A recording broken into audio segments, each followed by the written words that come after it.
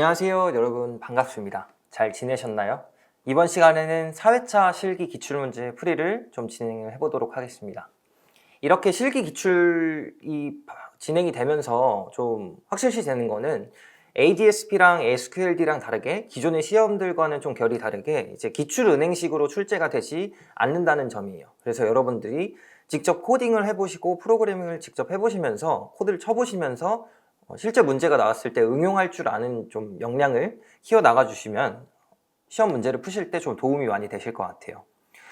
필답형 문제에 대한 좀 총평을 할게요. 이번에도 복원이 잘 되었습니다. 문제 복원이 잘 됐고요. 10문제들을 봤는데 일단 좀 재미있었던 거는 문제 정답을 스포를 하면 안 되니까 이제 아약스나 아니면 제이슨 이런 HTML 같은 좀 아예 생 IT 언어에 대해 IT의 개념에 대한 묻는 문제들이 좀 출제가 되었었어요. 물론 빅데이터 분석 분야가 IT 분야랑 좀 뗄래야 뗄 수 없는 분야긴 하지만 아예 생 정보 처리 기사에 나오는 개념들 이런 것들이 나왔다는 거는 좀 재미있게 좀 생각이 됐던 것 같고요. 그리고 지금 10번 같은 거 보시면 이제 혼동행렬에 대한 프리시전이나 이런 계산 문제가 출제가 되었습니다. 2회차나 3회차 같은 경우에는 인공신경망의 가중치 출력값을 계산하는 문제가 나왔는데 이렇게 계산 문제가 한두 문제씩은 꼭 나온다라는 거를 좀 숙지를 해주시면 될 것 같고요. 제가 항상 드리는 말씀이지만 그 필답형 한 문제, 두 문제 모르는 문제가 나왔다고 하더라도 너무 걱정을 하지 않으셔도 돼요. 이 시험은 100점을 맞는 시험이 아니고 커트라인만 넘으면 되는 시험이기 때문에 시험이 끝나고 초조하게 이제 정답을 맞추시느라 스트레스를 받지 않으셔도 됩니다. 실제로 필답형보다 작업형 그 배점이 훨씬 더 높고요. 그리고 작업형 같은 경우에는 준비를 잘 하셨으면 크게 문제가 되는 분야가 아니기 때문에 크게 문제가 되는 문제들이 아니기 때문에 여러분들이 너무 걱정을 하지 않으셔도 될 것 같습니다. 그러면 문제풀이를 좀 진행을 해보도록 할게요. 이번에도 1유형 같은 경우에는 전처리 문제들이 많이 출제가 되었고요. 데이터 형변화 문제들도 좀 출제가 되었습니다. 한번 1번부터 같이 풀어보도록 하겠습니다. 1유형의 1번 문제고요. 고객 데이터 문제가 나왔습니다. 고객의 방문 일수의 4분위수 범위를 구하고 4분위수 범위는 이제 구할 줄 아시죠? 3회차 기출 풀이에도 진행을 했었고요. 절대값을 취한 후 정수형으로 출력하는 문제가 출제가 되었습니다. 그래서 일단 첫 번째로 판다스와 넘파이를 습관적으로 이제 불러주시면 되고요. 데이터도 이제 제가 데이터 폴더에다가 잘 구비를 해놨으니까 바로 호출을 해주셔서 문제를 풀어주시면 됩니다. 여러분들이 요거를 직접 코드를 치시는 연습을 좀 해주셔야 돼요. 단순히 복붙하는 게 아니고 그래야 시험에서도 좀 손이 익어가지고 손이 기억해서 문제를 푸실 수가 있을 거예요. 항상 말씀드렸지만 이제 결칙지가 없는지 이렇게 df info라는 걸 통해 가지고 데이터를 불러와 주시면 되고요. 데이터들을 한번 볼까요? 데이터 샘플을 보시면 총 14개의 행으로 되어 있고요. 0부터 13까지 인덱스로 구성이 되어 있고 고객들에 대한 아이디 그리고 방문 일수가 나와 있습니다. 방문 일수는 이 한 고객이 어떤 매장을 얼마나 방문을 많이 했는지 방문 일수가 어떻게 되는지를 체크한 데이터고요. 요거를 통해서 일단 문제에서 뭐를 묻고 있죠? 방문 일수의 4분위수 범위를 구하고 절대값을 취한 후 정수형으로 출력해라. 요것들은 이제 데이터 형변화에 대한 문제입니다. 데이터 형변화를 할 줄 아는지 묻고 있는 문제고요. 그러면 저희가 넘파이를 통해 가지고 퍼센타일 함수를 써서 이제 1, 4분위수와 3, 4분위수를 구하는 거를 해본 적이 있죠. 당연히 4분위수 범위는 여러분들이 아시겠지만 IQR은 어떻게 계산한다? IQR은 Q3-Q1으로 구한다. 그래서 일단 Q3랑 Q1을 먼저 출력해 주는 게 필요하겠죠. 그래서 25% 분위수에 25% 백분위수에 해당하는 Q1을 구해주고요. 75% 백분위수에 해당하는 Q3를 구해주시면 됩니다.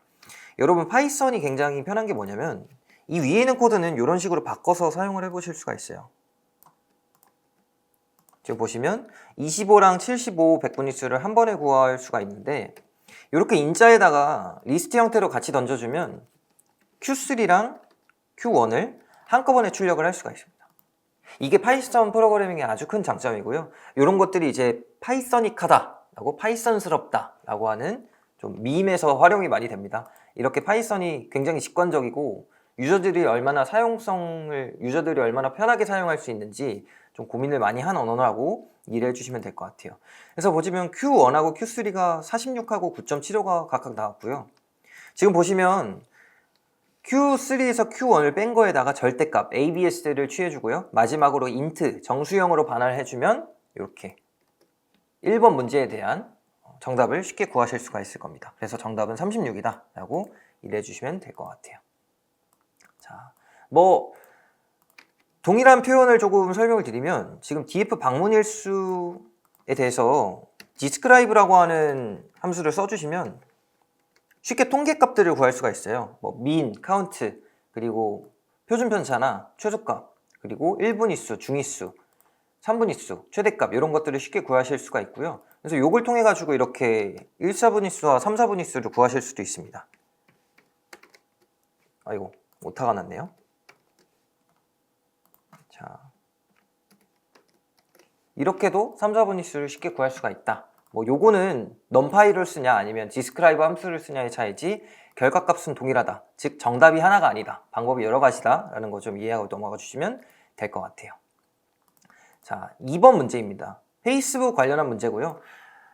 여러분들이 이제 데이터들을 보시면 알겠지만 요게 보니까 다 케글 데이터에서 가져오더라고요. 실기에서 출제가 되는 문제들이 대부분 케글이라고 하는 데이터 플랫폼에서 가져오고, 그래서 연습을 하실 때 혹시 참고하시고 싶다 하시는 분들은 케글이라는 사이트에 들어가 가지고 한번 확인을 해 주셔도 좋을 것 같습니다. 자, 설명이 좀 길죠? 페이스북 데이터에서 리액션이라는 컬럼이 있나 봐요. 리액션 중에서 러브스와 와우스를 긍정적인 반응이라고 정의를 하겠다. 그리고 각 데이터별로 총 리액션의 개수에서 긍정적인 반응의 비율, 즉 그러면 이제 러브스와 와우스의 합이 되겠죠. 비율이 0.4보다 크고 0.5보다 작은 데이터를 구하라. 그 데이터 중에 타입의 변수가 비디오인 데이터의 개수를 구하여라. 요거 생각보다 좀 요구하는 것들이 많네요. 하나씩 차근차근 해보도록 하겠습니다. 일단 페이스북 데이터를 호출을 하고요. 데이터를 호출했더니 스태투스 아이디라는 게 있고요. 총 약 7,000여 개의 로우로 구성이 되어 있네요. 그 다음에 리액션의 개수를 포함하고 있는 게시물의 리액션, 이 포스트라고 좀 추정할 수가 있겠네요. 게시물에 리액션 넘버를 갖고 있는 컬럼도 있고요. 댓글을 얼마나 달았는지, 그리고 공유가 얼마나 되었는지, 라이크가 얼마나 되었는지, 좋아요, 사랑해요, 이런 것들은 얼마나 개수가 있는지, 와우가 얼마나 있는지, 이런 것들이 있는데, 긍정적인 반응은 뭐다? 러브스의 개수와 와우스의 개수를 합친 거다. 그래서 df에다가 제가 전처리를 할 때는 새로운 객체에다가 선언해 주는 게 좋다고 말씀드렸죠. df를 new df에다가 복사를 하고요. 포지티브 넘버라는 객체를 하나 생성을 해줄게요. 자, new df의 포지티브 넘버는 뭐다? 사랑해요의 개수와 와우의 개수를 합친 거다. 요거를 이제 긍정적인 개수의 총합으로 컬럼을 하나 생성을 해준 겁니다. 그래서 한번 결과값을 볼까요? 자, new df를 보고 결과값을 보니 95, 22, 9라고 하는 합쳐진 데이터들을 보실 수가 있고요. new df를 한번 살펴보도록 하겠습니다. 지금 보시면 리액션 수가 있고요. 지금 러브스랑 와우스가 있는데 90이랑 3이죠? 오른쪽으로 쭉 가보도록 하겠습니다. 그러면 포지티브 넘버라고 하는 95가 생성된 것을 보실 수가 있을 거예요. 자, 그 다음에 레이시오도 한번 동일하게 보겠습니다. 레이시오는 뭐다? 긍정적인 반응의 개수를 뭐로 나눠준 거죠? 리액션의 개수를 나눠준 거죠. 왜 이렇게 나눠줬냐면 리액션에서 긍정적인 반응의 비율을 구해야 되기 때문에 이제 레이시오라고 하는 저희가 새롭게 만든 파생 변수가 생성이 된 겁니다. 그래서 레이시오를 이 비율로 정의를 했고 오른쪽으로 쭉 가보니 레이시오가 0.179라고 나온 걸 보실 수가 있을 거예요. 얘는 어떻게 계산이 되었을까요? 로직을 좀 설명을 드리면 이 넘버 리액션이라고 하는 529에서 저희가 포지티브 넘버라고 하는 객체의 합, 즉 여기 95를 나눠준 거다. 95를 500 몇 주로 나눠줬더니 결과가 0.179로 나왔다. 이게 레이시오다 라고 이해해 주시면 될 것 같아요. 그럼 이제 산출해야겠죠. new df에서 이 레이시오가 제가 뭐라고 했었죠? 문제에서 긍정적인 반응의 비율이 0.4보다 크고 0.5보다 작은 데이터를 묻고 있으니 레이시오가 0.4보다 크고 and 0.5보다 작은 이 인덱스를 걸어줘서 이 UDF를 새롭게 정의를 해준 겁니다. 요것만 한번 결과를 볼까요? UDF에서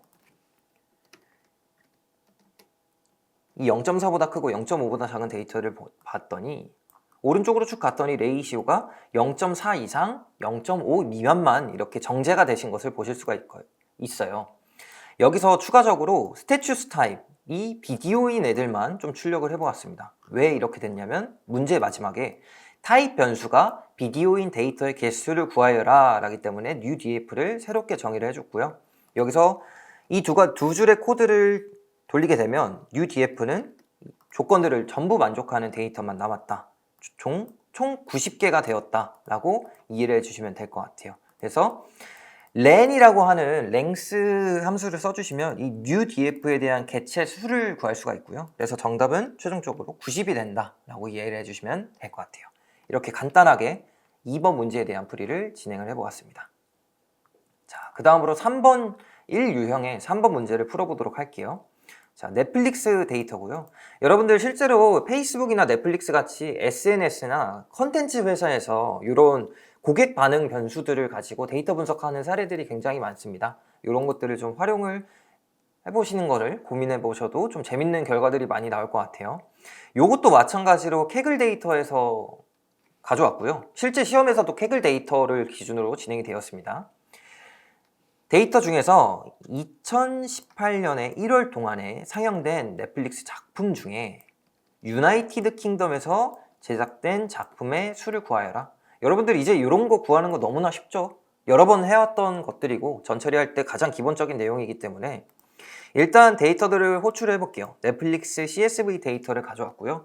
데이터를 보니까 뭐 쇼 아이디가 이런 것들이 있고 무비네, TV쇼네, 그리고 감독이 누구네, 이런 컨트리가 어디네, 이런 것들을 좀 아실 수가 있습니다. 헤드로 지금 정제를 해놨기 때문에 개체수가 5개만 나온 거고요. 여기서 만약에 나 10개, 상위 10개만 보고 싶다 하면 헤드 10 이런 식으로 좀 정제를 해서 보실 수가 있습니다. 다음으로 넘어가 보시면 데이터 에디드가 지금 보시면 2018년 1월 동안 상영된 데이터잖아요. 근데 여기 헤드를 보니 자, 하나만 가지고 예시를 들어볼게요.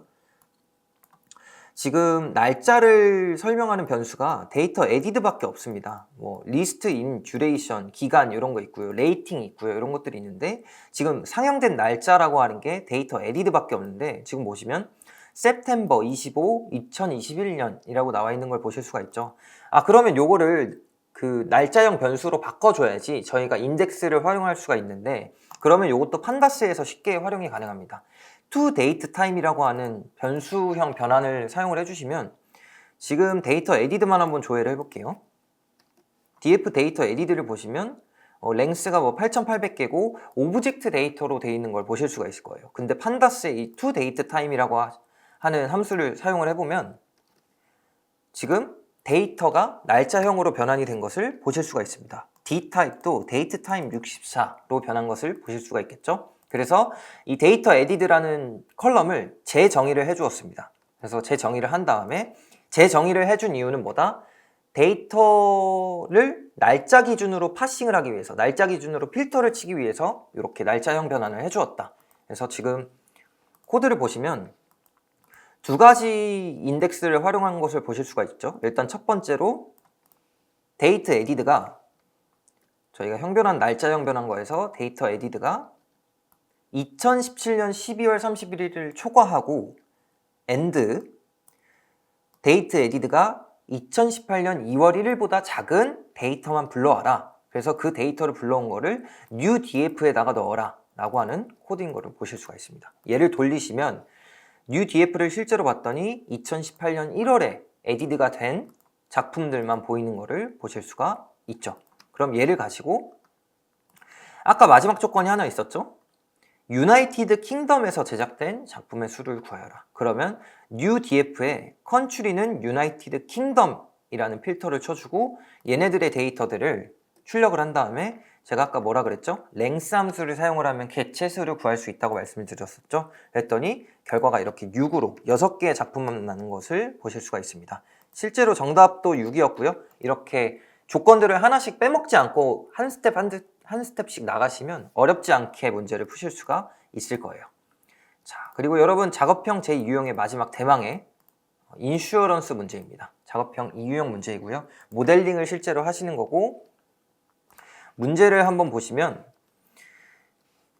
좀 재밌는 게 기존 예측이나 기존 분류 모형하고 좀 다르게요. 다중 분류 모형을 구축을 하는 게 나왔습니다. 다중 분류 모형을 구축하는 게 나왔고요. 저희는 역시나 만만한 랜덤 포레스트 클래시파이어를 사용을 할 겁니다. 뭐 KNN 모형을 사용을 해주셔도 되고요. 뭐 인공신경망을 사용해서 소프트 맥스 함수를 사용을 해주셔도 되는데, 저희가 이제 실제 딥러닝이나 인공지능 프로젝트를 하는 거가 아니고 저희는 시험 문제를 푸는 사람이기 때문에 저희가 만만한 랜덤 포레스트 모형을 사용을 하도록 하겠습니다. 세그멘테이션이라고 하는 그 타겟 값은 1, 2, 3, 4 4개의 범주로 정해져 있고요.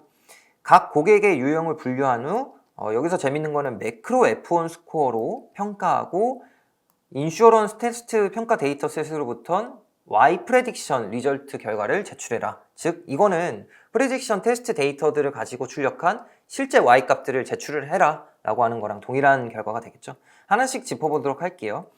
일단 트레인 데이터셋이 있고요. 테스트 데이터셋이 있습니다. 이렇게 불러오고 난 다음에 습관적으로 이제 트레인 인포를 보시면 결측값이 있는지 없는지부터 보라고 하셨죠. 저희가 1유형에서는 결측치나 이런 것들을 전처리하는 문제를 묻는 거기 때문에 2유형의 데이터들은 대부분 좀 깔끔한 데이터로 되어 있다라고 이해해 주시면 될 것 같아요.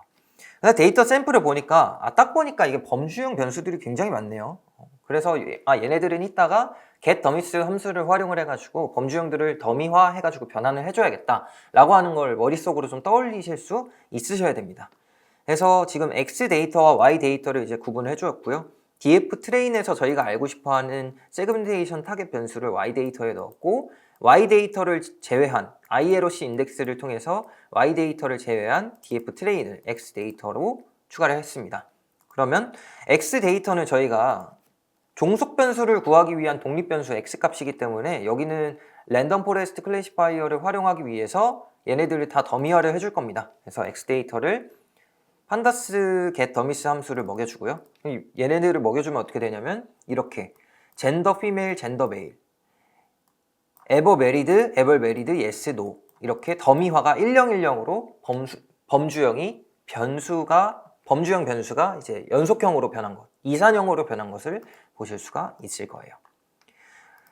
모델 적합을 위해서 그리드 서치 CV나 랜덤 포레스트 클래시파이어, 애큐어리시 스코어 뭐 이런 것들을 가져오면 되는데, 사실 여기서는 애큐어리시 스코어를 쓰진 않을 거예요. 저희가 문제에서 묻는 것처럼 매크로 F1 스코어로 평가를 하라고 했으니까 매크로 F1 스코어를 좀 이따 가져와 보도록 하겠습니다.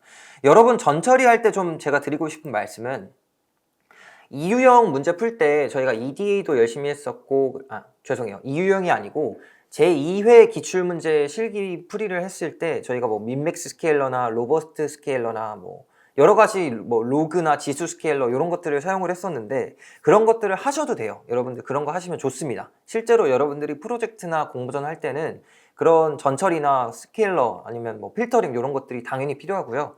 요거는 저희가 시험 답지 풀이용이기 때문에 이렇게 간단히 뭐 더미화만 모델만 돌아갈 수 있게 하는 거니까 그런 것들을 안 하고 넘어가도 된다라기보다는 그런 것들을 하면 좋다. 하지만 이게 문제를 풀이를 하는 거 관점에서는 이렇게 간단하게도 풀 수 있다는 거를 보여드리기 위해 하는 거니까, 여러분들이 직접 연습을 하실 때는 그런 전처리나 데이터 변수 변환 같은 것들, 파생 변수를 만들어 보는 것들을 통해서 애큐러시를 늘리고 F1 스코어를 정말 자기가 할 수 있는 최대한까지 늘려보시는 걸 추천을 드릴게요. 자, 그럼 모델을 좀 불러보도록 할게요. 지금 보시면 이렇게 랜덤 포레스트 모형을 불러왔고요. X 데이터와 Y 데이터를 트레인 테스트 스플릿을 진행을 하도록 할게요. 테스트 사이즈는 0.3으로 진행을 했고요. 이거는 실제로 테스트가 아니고 밸리데이션이죠. 저희가 테스트 데이터 셋이라고 하는 것은 저희가 나중에 따로 주어진 데이터 중에 두 가지 중 하나를 통해서 Y 값을 출력을 할 거기 때문에, 그래서 트레인과 트레인, 테스트와 테스트 이렇게 구분을 하고 나면 실제 한 7,000여 개 되어 있던 데이터, 6,600개 정도 되어 있던 데이터가 4,600개와 2,000개로 나눠지신 것을 보실 수 있습니다. 지금 테스트 데이터 스플릿을 진행을 했기 때문에 Y 값들은 비어 있는 걸 보실 수가 있고요. 랜덤 포레스트 모형을 적합을 시켜보도록 할게요. 트레인 트레인 데이터와 Y 트레인 데이터를 가지고 했더니 정확도가 0.51이 나왔네요. 여러분 굉장히 낮았는데 이게 실제로 시험에서 이렇게 정확도가 낮은 데이터가 주어져 가지고 그 수험생분들이 많이 당황을 하셨대요. 그 아무리 전처리를 하고 뭐 차원 축소도 해보고 이런 딥러닝 모형도 사용을 해보고 뭐 부스팅 모델도 사용을 해보고 이렇게 됐는데 결과가 잘 안 좋아서. 하지만 여러분 이거 정확도는 채점하는데 크게 문제가 되지 않습니다. 정확도가 낮다고 하더라도 이런 모델을 적합하는 과정만 잘 출력이 되면 되기 때문에 여기서 이렇게 정확도가 나왔긴 했는데 여러분 저희는 정확도로 하지 않고요. F1 스코어, 매크로 F1 스코어로 할 겁니다. 실제로 문제에서는 맥스원 F1 스코어로 출력을 해라 라고 주어졌기 때문에 이런 평가지표를 사용을 할 거고요. 실제로 뭐 솔직하게 말씀드리면 이 애큐러시를 가지고 적합한 모델로 실제 Y-테스트 데이터를 구한 다음에 그걸 엑셀로 제출을 하셔도 전혀 문제가 되진 않아요. 하지만 뭐 분석가로서 실제 프로젝트에서 주어진 평가 지표를 모른 채로 제출한다는 게 좀 그렇긴 하죠. 그래서 F1 스코어 구하는 방식을 좀 말씀을 드리면 일단 컴퓨전 매트릭스라고 하는 것과 F1 스코어라고 하는 그 함수를 좀 불러와 볼게요.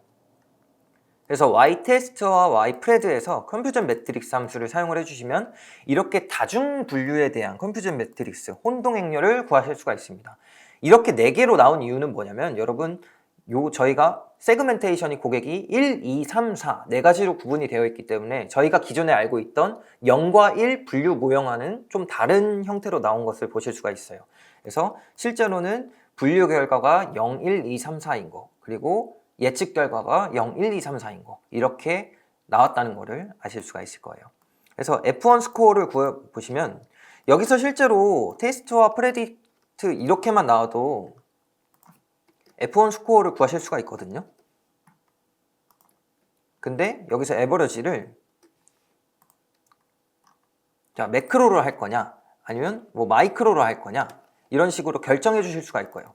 매크로 같은 경우에는 어떻게 산출이 되는 거냐면 이 하나의 세그멘테이션 1, 2, 3, 4에 대한 F1 스코어를 각각 다 구한 다음에 평균을 취해 준 게 됩니다. 그러면 실제로 애큐러시 0.50보다 작게 나온 것을 보실 수가 있겠죠. 이게 훨씬 더 신뢰적인 데이터다, 신뢰적인 평가 지표다라고 이해를 해주시면 될 것 같아요. 왜 그러냐면 여러분들이 필기 공부하실 때도 배우셨지만 불균형 데이터 같은 경우에는 애큐러시가 실제로 좋은 평가 지표가 아니기 때문에 이런 F1 스코어나 혹은 뭐 재현율이나 민감도 이런 것들을 통해서 구해주시는 게 훨씬 좋다. 그리고 3회차 기출풀이에서도 했지만 제가 그리드 서치 CV를 통해서 모델 셀렉션을 한번 진행을 해보도록 할게요. 이렇게 후보로 되고 있는 하이퍼 파라미터들을 선정을 해주고 그 다음에 크로스 밸리데이션을 통해 가지고 좋은 모형들이 뭐가 있는지 한번 좋은 파라미터들이 뭐가 있는지 골라보도록 하겠습니다. 그 다음에 이번 시간에는 저희가 실제로 Y 프레딕션 리절트를 가지고 엑셀로 제출하는 것까지 한번 해보도록 할게요. 지금 데이터가 많기 때문에 시간이 좀 오래 걸리고요. 그리드 서치 CV는 시간이 오래 걸리는 단점이 있지만 더 좋은 모형의 파라미터를 찾아준 장점이 있다는 거 여러분들도 잘 알고 계실 거예요. 그러면 이 모형이 그리드 서치를 통해서 좋은 파라미터를 찾아다 주는 동안 이 여러 가지 조합들을 찾아주는 동안 한번 밑으로 내려가 보도록 할게요. 일단 DF 테스트에서 PD 리드 CSV를 통해서 저희가 인슈어런스 테스트를 한번 임포트를 해보도록 하겠습니다.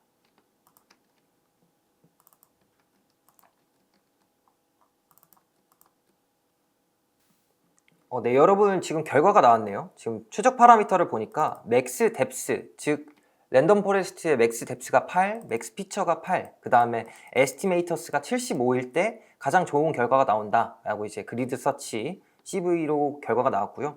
그래서 이 하이퍼 파라미터들을 저희가 직접 수정을 해보도록 할게요. 하이퍼 파라미터들을 8, 그 다음에 8, 그 다음에 75로 하고 다시 F1 스코어를 구해보도록 하겠습니다. 그러면 0.546이 나왔죠.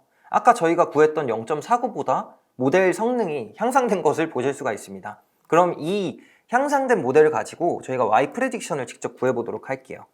지금 보시면 DF 테스트라고 하는 데이터에 끝에 보시면 지금 저희가 알고 싶어하는 타겟 변수가 없습니다. 왜냐하면 저희가 이 데이터 셋을 가지고 직접 Y 프레딕션 리절트를 예측을 할 거기 때문에 고객 세그멘테이션을 분류를 해야겠죠.